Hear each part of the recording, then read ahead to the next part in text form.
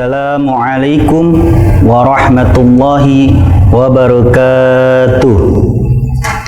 Alhamdulillah wassalatu wassalamu ala Rasulillah Muhammad ibn Abdullah wa ala alihi wa sahbihi ajma'in. Amma ba'du. Yang pertama, marilah kita panjatkan puji serta syukur kepada Allah Subhanahu wa taala yang telah memberikan kita nikmat iman, nikmat Islam, nikmat ihsan, dan juga sehat walafiat hingga sekarang ini. Salawat serta salam mari kita haturkan kepada Nabi Muhammad sallallahu alaihi wasallam, sang pembawa syariat yang telah membawa kita dari zaman kebodohan hingga zaman yang terang benderang ini. Oke, sahabat Nurus Sa'adah Official, pada kesempatan kali ini kita akan membahas tentang Nabi Muhammad.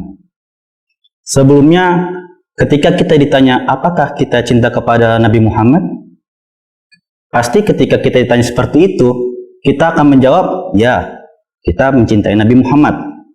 Kemudian timbul pertanyaan yang kedua, ketika kita mencintai Nabi Muhammad, lantas apa buktinya? Nah, disinilah kita terjadi kebimbangan. Nah, mungkin lisan kita bisa berkata cinta, tetapi apakah ada bukti jika kita ini cinta kepada Nabi Muhammad? Jika kita mengatakan cinta, tapi kita tidak ada bukti bahwasanya kita mencintai Nabi Muhammad, sungguh kita telah berdusta kepada beliau. Kita bisa membuktikan bahwasanya kita ini mencintai Nabi Muhammad Sallallahu Alaihi Wasallam. Dengan apa? Dengan menjalankan syariat-syariat yang telah beliau bawa dan juga menjauhi apa-apa yang beliau larang. Insya Allah, jika kita menjalankan segala syariat yang beliau perintahkan dan juga menjauhkan segala yang beliau larang, insya Allah kita bisa mencintai Nabi Muhammad dan beliau pun akan cinta kepada kita. Contoh ketika kita memang mencintai Nabi Muhammad dengan cara menjalankan syariatnya, yaitu dengan sholat 5 waktu. Setiap hari kita sholat. Nah, ketika kita melakukan sholat, itulah tanda bahwasanya kita mencintai Nabi Muhammad. Itu yang dari contoh kalau kita mencintai Nabi Muhammad dalam sisi menjalankan syariat-syariatnya. Yang kedua, jika kita mencintai Nabi Muhammad dari sisi menjauhkan larangannya, contoh yang paling sering yaitu tidak berbohong. Nah, ketika kita tidak berbohong, entah kapanpun itu, disitulah kita membuktikan bahwasanya kita ini cinta kepada Nabi Muhammad. Jika kita sudah cinta kepada Nabi Muhammad, maka apapun yang beliau syariatkan dan apapun yang beliau larang, kita akan melaksanakannya dan juga menjauhkannya. Kemudian, baginda Nabi Muhammad ini memang diutus oleh Allah, pertama sebagai pembawa syariat. Yang kedua, beliau juga diutus sebagai penyempurna akhlak. Nah, dalam penyempurnaan akhlak ini, beliau telah bersabda, Bismillahirrahmanirrahim, Innama bu'istu liutammima makarima akhlak. Yang kurang lebih artinya, sesungguhnya aku diutus hanya sebagai penyempurna kemuliaan akhlak. Nah, dari sinilah kita mengetahui selain Rasulullah menjadi pembawa syariat, beliau juga sebagai penyempurna akhlak manusia. Nah, ketika kita sebagai umat Nabi Muhammad, jika kita juga mencintai Nabi Muhammad, sebaiknya kita juga mempunyai akhlak yang baik. Entah akhlak yang baik ini banyak, entah nanti kepada orang tua, kepada yang lebih muda, atau kepada sesama seumuran, atau yang lainnya. Contoh ketika kita mempunyai akhlak yang mulia kepada orang tua. Ketika kita bertemu dengan orang tua, kita mencium tangannya. Kemudian ketika kita sama yang lebih muda, kita menghargai dia. Dan jika kita kepada yang tua, kita akan menghormati dia. Nah, jika kita sudah mempunyai akhlak yang mulia, insya Allah Nabi Muhammad akan menyintai kita. Karena apa? Karena sesuai sabdanya tadi, bahwasannya Rasulullah Shallallahu Alaihi Wasallam diutus hanya sebagai penyempurna akhlak. Lantas, kenapa kok Rasulullah ini diutus sebagai penyempurna akhlak? Sesuai firman-Nya Allah dalam surat Al-Ahzab ayat 21, Bismillahirrahmanirrahim. Laqad kana lakum fi Rasulillahi uswatun hasanah. Sungguh telah ada dalam diri Rasulullah suri tauladan yang baik bagimu. Liman kana yarjullaha wal yawmal akhirah wa dzakarallahu katsira. Lantas suri tauladan ini untuk siapa? Bagi mereka yang mengharapkan rahmatnya Allah, mengharapkan hari kiamat, dan yang banyak mengingat pada Allah. Di sini sudah jelas di dalam Al-Quran, dalam surat Al-Ahzab ayat 21, Allah telah meyakinkan kepada kita bahwasanya di dalam diri Rasulullah terdapat suri tauladan yang baik. Maka bagi kita tidak perlu menyangkal apakah kanjeng Nabi ini orang yang berbohong ataukah yang jujur. Kalau kita memang benar-benar memahami dan mempelajari, sudah jelas bahwasanya di Al-Quran itu dijelaskan bahwasanya memang di dalam diri kanjeng Nabi sudah terdapat suri tauladan yang baik. Kemudian dijabarkan kembali dalam pembahasan itu, suri tauladan yang baik ini untuk siapa? Nah, yang pertama, bagi mereka yang mengharapkan rahmatnya Allah. Yang kedua, bagi mereka yang mengharapkan hari kiamat.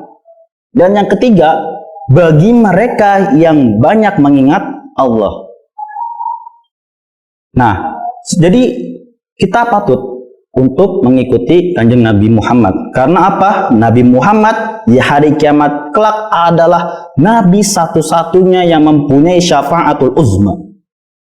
Nah, kenapa? Karena ketika kita mendapatkan syafaat Nabi, insya Allah kita masuk surga tanpa adanya hisab.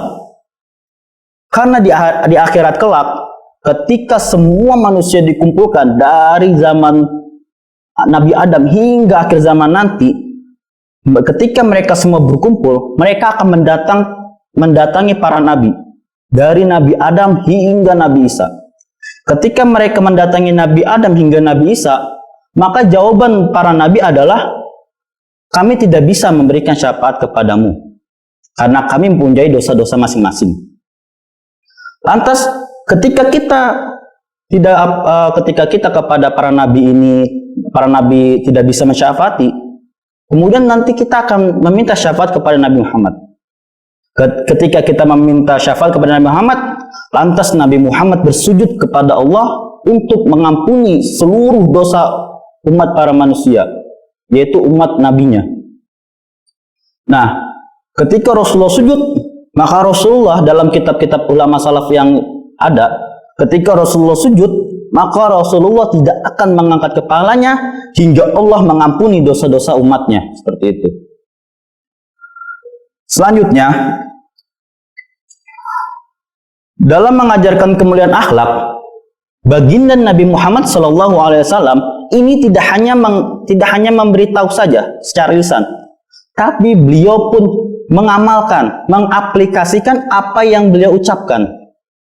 Nah, dari sini kita bisa pahami, ketika kita memberikan sesuatu yang baik, memerintahkan sesuatu yang baik, jangan hanya ucapan saja, akan tetapi melakukannya juga.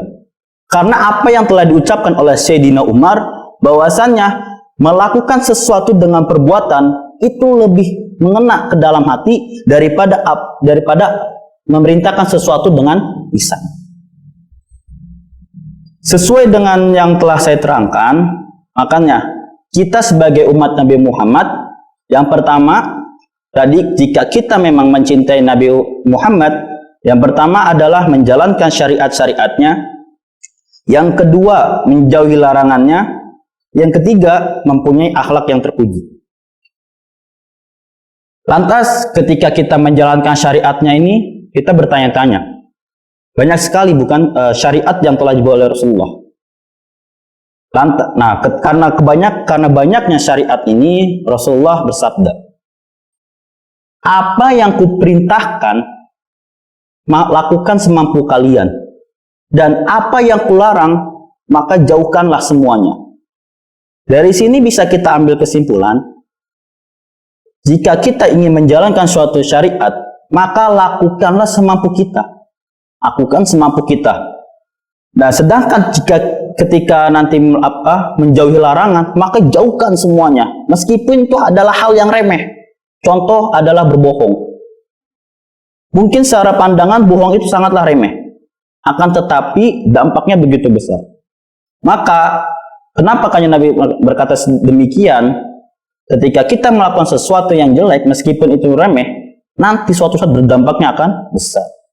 Maka dari itu Rasulullah bersabda, apa yang kuperintahkan, lakukanlah semampu kalian. Dan apa yang kularang, maka jauhkanlah semua. Kemudian jika kita tidak bisa, jika kita tidak bisa menjalankan syariatnya, kemudian sulit untuk menjauhi larangannya, dan juga sangat sulit juga untuk melakukan perbuatan yang terpuji. Maka oleh yang kata guru saya, yang ketika kalian sulit untuk melakukan hal tersebut, maka bersolawat. Solawat itu mungkin memang banyak sekali solawat yang telah para ulama jabarkan. Tapi yang mudah untuk kita pelajari, untuk mudah kita amalkan adalah salawat sallallahu ala Muhammad. Itu saja.